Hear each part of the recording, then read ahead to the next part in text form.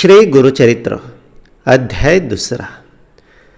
अत्यंत दमल्यामुळे झाडाखाली विश्रांती घेत असलेल्या नामधारकाने स्वप्नामध्ये एका योगींना बघितलं। त्याची निद्रा आता खुललेली होती। निद्रा उघडल्याबरोबर बघतो तर काय, तेच योगी त्याच्या दिशेनं चालत येत आहेत। त्याच्या डोळ्यांवर त्याचा विश्वास बसेना।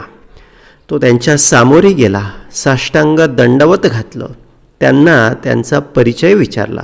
ते म्हणाले, मी सिद्ध सरस्वती, सद्गुरू श्री नृसिंह सरस्वतींचा शिष्य, त्यांच्या आज्ञेनं समस्त तीर्थांचे भ्रमण करीत आहे। आमचे सद्गुरू म्हणजे दिनाचे दयाळू, मनाचे मवाळू, आपल्या भक्तांवर कायम कृपादृष्टी असणारे, आपल्या भक्तांचं दैन्य हरण करणारे असे आमचे सद्गुरू अत्यंत श्रेष्ठ आहेत। मग सिद्धांनी नामधारकाला सद्गुरूंच्या श्रेष्ठत्वाची कथा सांगितली। ज्या कथेमध्ये संदीपक आणि वेदधर्म मुनी यांच्यातील सेवेचं, त्यांच्या नात्याचं, भक्तीचं दर्शन झालेलं आहे। संदीपकाने काशीमध्ये राहून 21 वर्ष आपल्या कुष्ठी झालेल्या, अंध झालेल्या, पंगू झालेल्या, रोगाने पीडित झालेल्या सद्गुरूंची अत्यंत तन मन धनाने सेवा केली।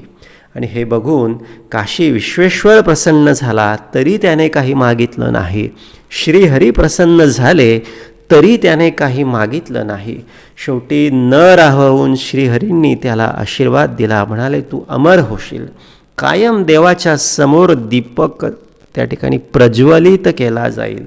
सद्गुरू हे अमर होतील, सद्गुरूंचा अधिकार अत्यंत श्रेष्ठ होईल। सद्गुरूंची भक्ती करणारा त्याच्या सर्व इच्छा पूर्ण होतील। सद्गुरूंच्या ठाई तिन्ही देवांचं सामर्थ्य प्रकट होईल आणि सद्गुरूंची सेवा करणाऱ्याच्या आयुष्यामध्ये येणाऱ्या सर्व संकटांचं तिन्ही देव हरण करतील।